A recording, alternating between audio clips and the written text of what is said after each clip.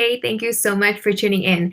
I'm Venice, your host, and here at Your Entrepreneur Resources, we discover the no-fluff action steps to help you avoid all the overwhelm and all the BS out there, connecting you with the right mentors, resources, and tools, helping you every step of the way on your entrepreneurial journey. We go live here twice a week, interviewing different entrepreneurs and experts on all areas of business. So make sure to join our Facebook group and look out for the events inside Your Entrepreneur Resources page. You can find all the links in the description box. Today, I have a very special guest with me. It is Solveig. Thank you so much for joining us today. Thank you so much for having me. I'm really excited to be going live with you today. Yeah, absolutely. So Solveig, also known as Petchy, is a brand strategist and identity designer for ambitious business owners who want to take their brand to the next level.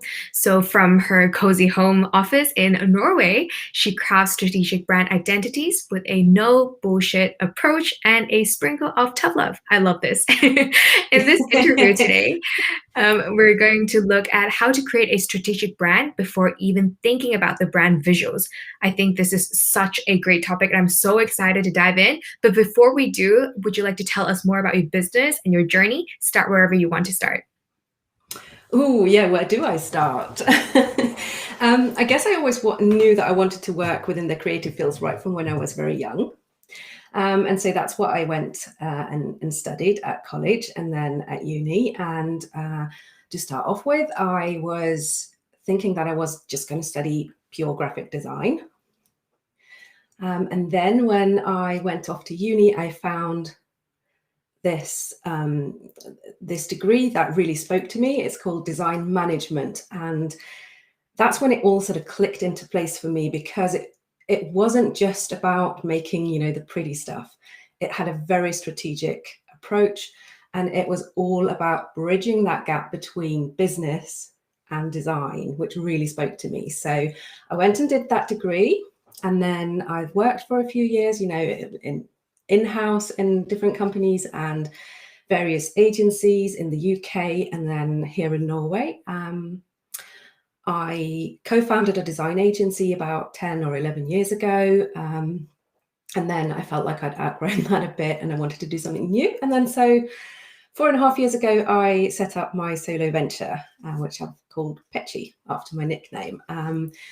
And I did that partly because I used to work as a design generalist, like doing all the kinds of design work, right from like the smallest business card to books and, more complex things. But I always knew that my heart was in identity design and this sort of helping businesses to create that link between their brand strategy and their visuals.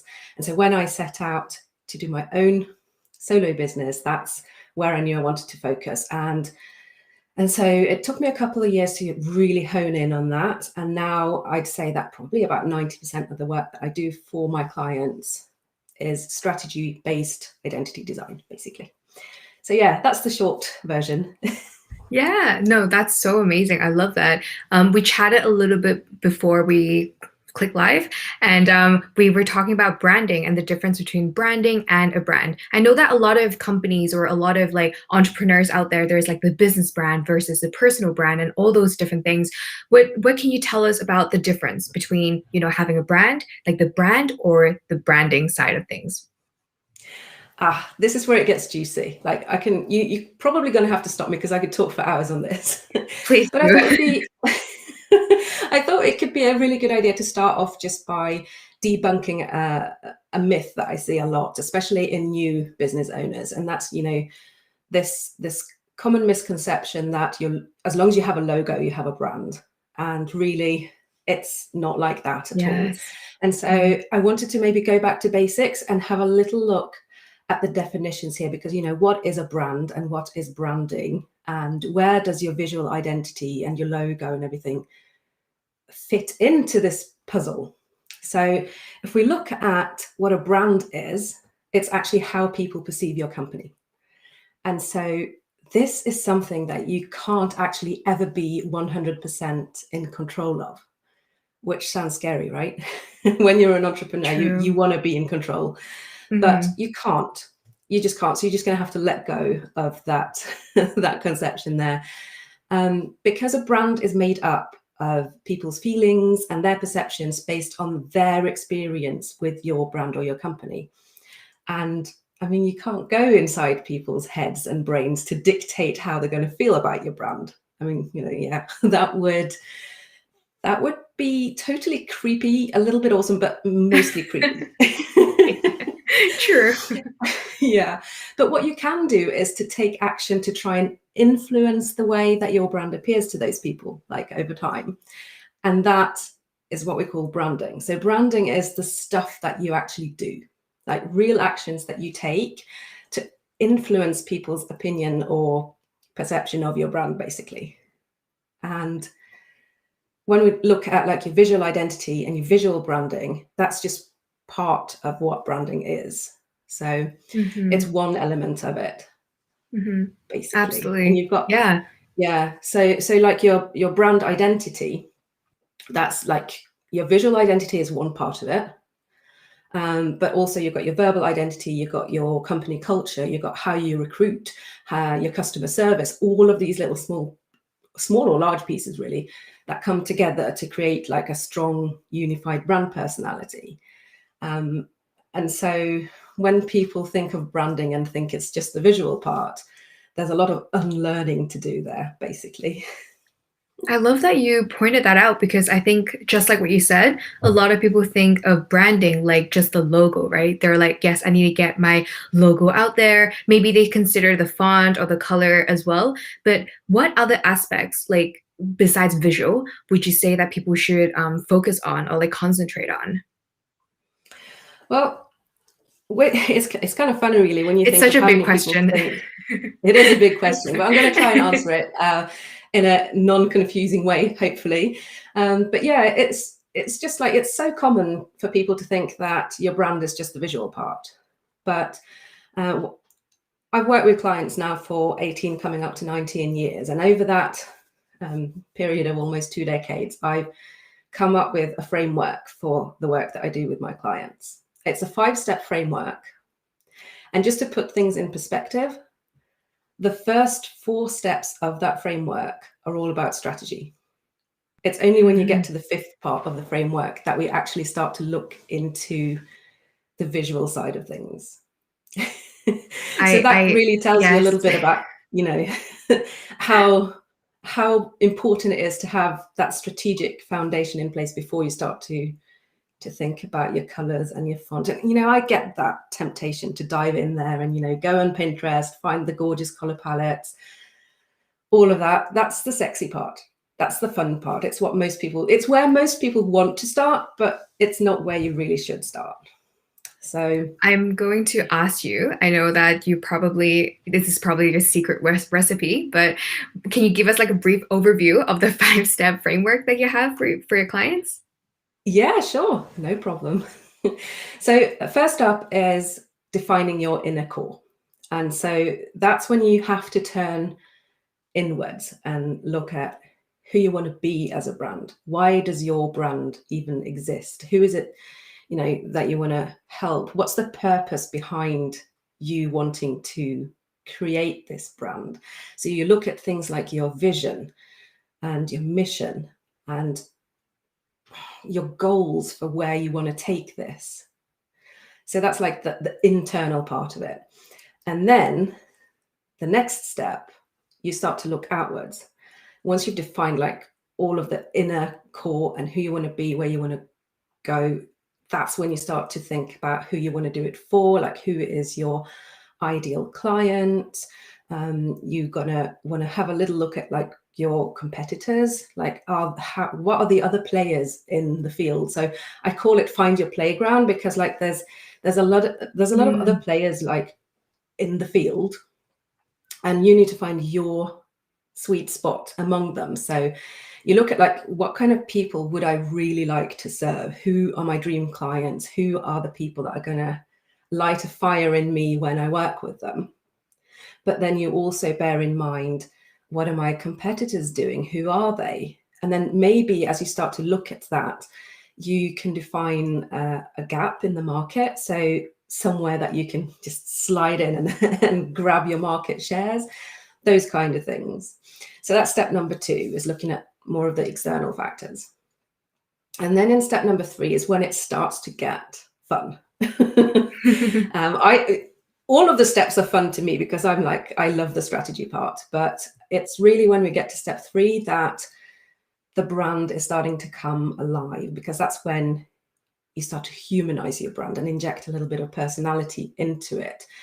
And when you get to that 3rd step, it's really important to have step number 2 and step number 1 like really clear in your mind, because you want to go back and look at what you said was your mission and vision statement and what are your goals, and then you want to link your brand personality to that. And you want to look at your ideal clients that you just defined, and you want to tie that into the brand personality as well, so that you make sure that you are actually creating a brand personality that speaks to those people that you said you wanted to speak to. And there are lots of different ways that you can work on your brand personality. I mean, for someone who's creating a personal brand, it naturally would just like really tie in with your own personality as a human. If you're creating a brand, and this is really cool because we've got a podcast episode just out today as well, where we spoke about just this thing is like branding without showing your face. So if you're creating a brand where you're disconnected from the brand, as you know, like as a person, that's when you kind of make up this person. Like you create a brand personality.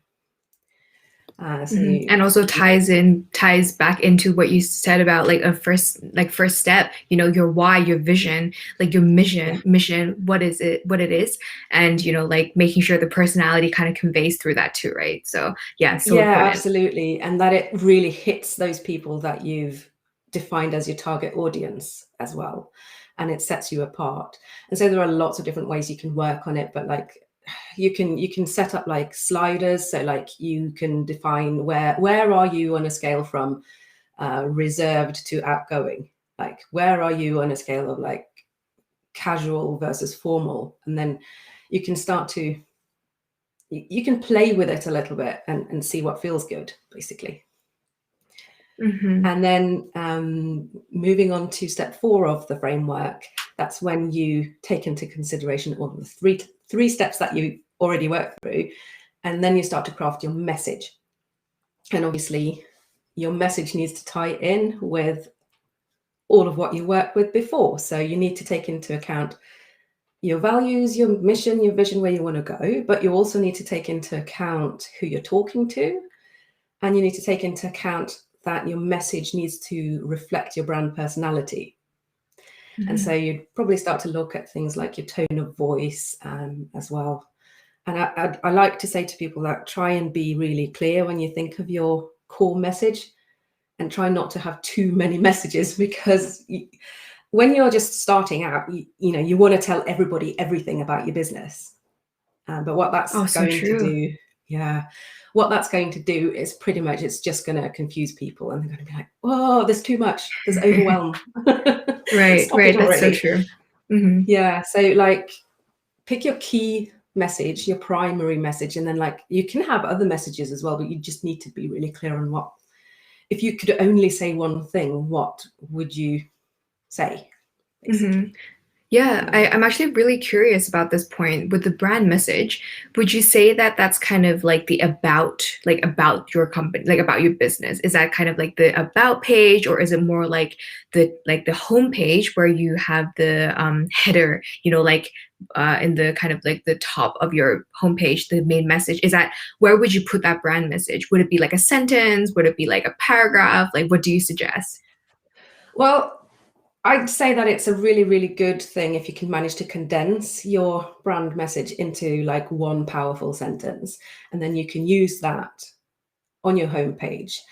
But then also you want your brand message to sort of trickle into everything that you write. So you want to then be able to elaborate on it, say on your about page or in social media posts. And that's, you know, I'm not a copywriter, but I do work with a lot of copywriters. And we often work together with clients to create their brand story. So that's part of your messaging, but it's more expanded, because storytelling is a really, really powerful tool in branding, because you want to connect with people. And as humans, we are naturally just drawn to stories. It's how our brain works. So crafting that message and your brand story is really kind of powerful when it comes to communicating your brand. That's such a great point. Like, I really like what you just said, because brand message doesn't mean just your slogan. You can have your slogan, but then you can have like the longer message, and then you can kind of put your brand story in there, like tell them, why is it that you started this business? Like, how have you come to where you are right now? And like, connecting with people through that story. I love that you brought up story, which also makes me think of how we connected, because we connected on Facebook group, and it was through my way of like portraying my business, because I talked about how I want people to avoid all the overwhelm and all the BS, and you were like, yes, this is what I love, and this makes so much sense to me. And I feel like that's what a brand message should do. Like, it doesn't have to be long, also doesn't really have to be short either, but it should be very clear as to what you stand for, right? Is that what you're saying? Absolutely. Yeah, absolutely. And I would say that it's maybe more important in the beginning of like creating your business or creating your brand to really focus down on that one sentence, because as you develop your brand, that's going to become almost ingrained, and then like automatically that's going to shine through. But when you start out, it's just resisting that whole temptation of saying all the things to all the people at the same time. Yes, absolutely. I know we touched on business branding versus personal branding a little bit, and I will definitely link the episode in the description box as well for those of you that's interested in tuning into that interview. But would you like to tell us a little bit more about kind of the difference between a personal brand and a business brand, and like how people could choose between the two? Because I feel like that's a huge question. Like, should they use their own full name, or should they use like a made up name or made up word? Like, what do you think about that? Well, I think when it comes to it, there really isn't that big a difference between like a personal brand and more of a corporate brand. They're both brands. They both need to do the same thing. They both need to connect with the audience on a certain level. And I think it comes down a lot to personality as well. Some people are more comfortable than others, being the face of their brands. And for them, a personal brand would make a lot of sense because it's very easy to connect with a real person. And especially I think like if you know that you are going to be the sole person in that business for the foreseeable future, and that's what you want to do, and then it makes sense to brand under your own name and be very visible. And certain industries, I guess, as well, are more prone to that than others. Like for instance, if you're a coach or a psychologist, or where it's like really important, even more important, to get that personal connection and that trust that you want to build, then I'd say maybe a personal brand would be the way to go. But if you're branding, say, a product-based business, then maybe it would make more sense to create a brand that's not so interlinked with you as a person. Does that make sense? 100%. Absolutely. And I think also sometimes people think so much about, building a personal brand or business brand, but it can be kind of both, right? Like, for example, for me, I have Your Entrepreneur Resources, but I also have Vinny's. Like, I have like kind of like my business brand, but I also have my personal brand. Same with huge companies, right? Like Apple. Apple is a business brand, but like, like Steve Jobs is the personal brand. And I can't really think of any other examples at the moment on top of my head, but there are a lot of situations where it's okay to kind of have a mix, right? Like you can have business brand first or personal brand first, and then develop into a business brand or personal brand afterwards, or vice versa. So yeah, I feel like I did that with my brand actually. When I started this solo business, I thought that, the kind of clients I wanted to attract, it's all evolved. But when I started out, I was thinking of working with more corporate clients. And so I had a very corporate, very sort of stiff and formal brand. And that's evolved over time because I realized that, I can't do this. I want to do things in a different way. And so I've evolved to become more of a personal brand. And obviously I I do business under the name of Petchy, which is, yeah, it's not my real name, but it's connected because obviously it's a play on my surname, and it's a nickname that I've had for, I don't know how many years. But it kind of came about because I'm half English, half Norwegian, and all my English people couldn't really pronounce my first name properly. It was like, awkward for them. And so they started calling me Petchy. And so when I started this business and I knew that I wanted to go international, I wanted to bring me into it, but also make it something that was easy for people to pronounce and that would stick in people's brains. And so I ended up like going for that happy medium of using my nickname as a business name. But in the last couple of years, I've started to put my face more forward in the brand, which is, yeah, it feels right for me, and for the people I want to work with as well. I've started to attract a lot more of those people, the dream clients, so to speak. Yeah, So I love that was that. the right approach for me, but it might Yeah. not be the right approach for someone else. I think it's very important for people to know that your brand doesn't have to be perfect on day one. It won't be, honestly, because it will change. It will evolve. You will change too. Your ideal audience might change. The kind of service or products that you sell would change too. So it's okay. Like, it's so important to just put yourself out there and press the publish, press the go live, press the button to just get out there, right? Yeah, So that is, absolutely. yeah. And you said like it's not going to be perfect when you first start out. Well, the truth is it's never going to be perfect.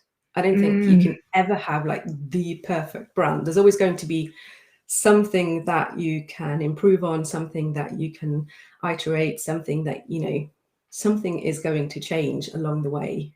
I don't think you can ever stop working on your brand. It's continuous. Not saying that you always like have to rebrand or do massive changes, but it's just like being aware of how changes to your business objectives can then be translated into your brand. So coming back to the topic of, thinking about how to create a strategic brand before you concentrate on the visuals, if someone was to start from scratch today, what aspect of their brand would you suggest they focus on? Oh, difficult, because I really think all of those 4 steps that we've spoken about are so, so important. But I think if there's like the one thing, it's your values. Your brand Yes. values. What are you? Oh, I love brand values. What are you going to stand for as a brand? Like, I think a lot of people are a bit scared to take a stand on things because they think they're going to push a few people away by doing so. There used to be this belief that brands shouldn't be political, for instance, and I think all of that is really changing now, because consumers around the world are getting more aware, and they are starting to expect from brands that they make it known what side they're on in certain discussions, or what their values are, because a lot of the time now people are actually choosing who to work with or who to buy from based on those values. So I would say go right back and have a good think about who you want to be as a brand and what you're going to stand for. That would be my top advice, I think. Absolutely. I think that is so important. Like, for example, there's a jewelry brand that I buy from, and I mean, there's so many different ones out there, but I chose them because I think for every jewelry you purchase, they're going to plant a tree. And I'm like, yes, like, giving back to the environment. Yeah. So, like even small things like those can really help you stand out from the crowd, right? Like, stand apart and show people what you stand for, show people what your mission is.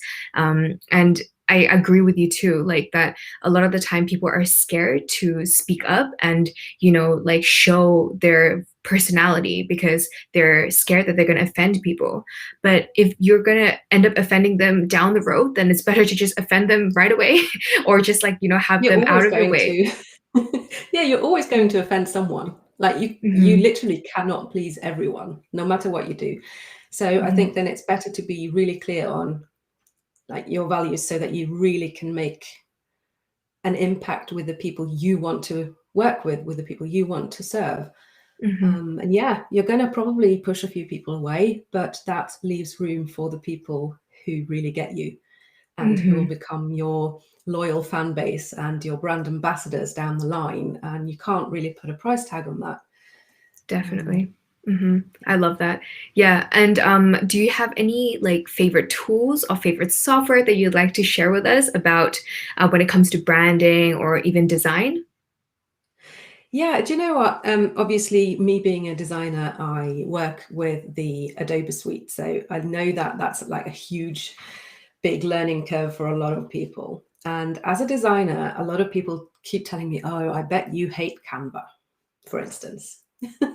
And I don't. I don't hate Canva. I actually think it's a really good tool. So I think for someone just starting out, if they want to create their brand and they've done all of the strategic work, and now they're going to create their visual brand, definitely Canva is a really, really good place to go, because you can set up your brand suite in there. So you can like upload your logo and your colors and your fonts, and then you can set up templates for yourself. So you know it's easier for you to stay consistent in your visual branding. And yeah, we didn't really touch on the fifth step of my framework because we got so into talking about other things. Oops. But the fifth step, yes, please. That's how it goes when you get carried away and excited to with talk great about discussions. Yeah. But yeah, the fifth step, that's when you're finally allowed to do all the fun stuff, like, look at your brand colors and your brand fonts and stuff. And what I would say is, if you haven't then been through the first 4 steps, you're going to struggle, because you're going to end up in that rabbit hole, that trap of jumping from one pretty font to the next pretty font. Oh, that color looks nice, but oh, I like that one too. And then you end up maybe switching up your visual branding every 3 months or so, and that's not going to do anything for your brand consistency and your brand recognition. So yeah, I would recommend Canva, but only if you've got your basics down first. Does that make sense? Yeah, definitely. Yeah, absolutely. So don't focus on your brand visuals until you've got the 4 steps down. Like, for sure who you're serving, your mission, your vision, your brand message, and all those other things before you even jump onto Canva and look at the different logos that's available, all the templates and all the fonts and all the colors, right? Yeah, it can be very distracting. A lot of people think that's weird coming from an identity designer. It's like, hang on a minute, don't you make a living from designing these visual identities and logos? How can you say that a logo is not important? And I'm like, well, I'm not saying it's not important. I'm saying it's way less important than the stuff that comes before. And without that underlying strategy, your logo is just something decorative. And when you think of it, your logo is, well, it literally just has one job. It's to make your company recognizable. It's an identity marker, basically. And so all of the other things are so much more important. So for the people who come to me and say, well, I don't need all that strategy stuff, I just want you to create me a pretty logo, I'm like, well, honestly, just forget about the logo for now. There's no point spending time or money trying to come up with a logo if you haven't got all of the other stuff, because then it's just going to be something pretty without substance. And pretty is good. Gosh, yes. But pretty isn't good for business necessarily. Well, just pretty isn't good for business. Oh, that's such a strong message. I love that. We do have to wrap up soon, but I feel I can talk to you forever about branding and just business in general. Yeah, but I know that you have a special gift for us. Do you mind sharing that with us? It's the branded checklist.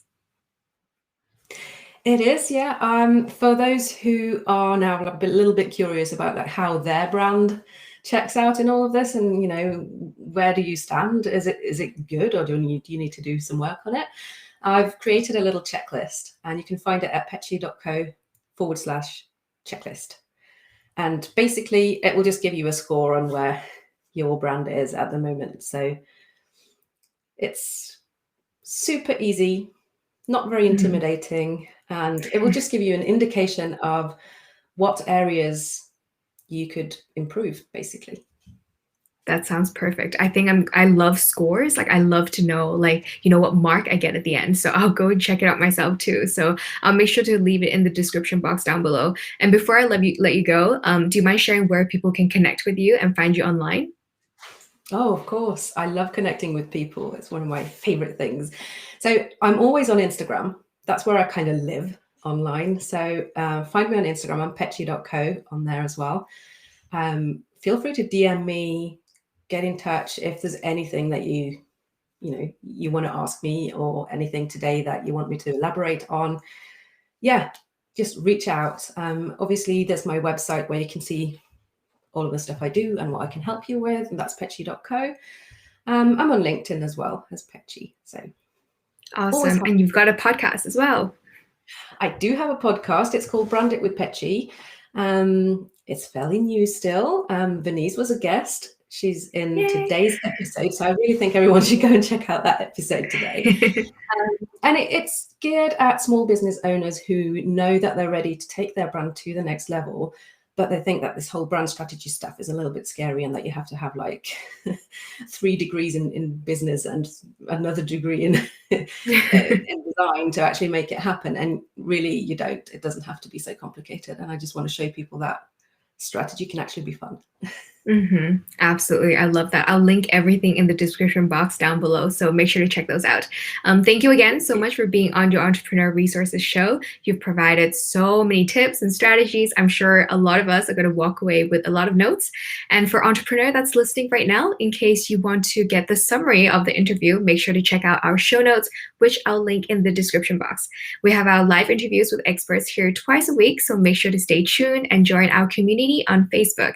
Again, you can find all the links, and I've also started speed networking rooms on Clubhouse, where you can connect and collaborate with like-minded entrepreneurs. So if you're on Clubhouse, make sure to follow me at Venice. Come say hi and chat with us.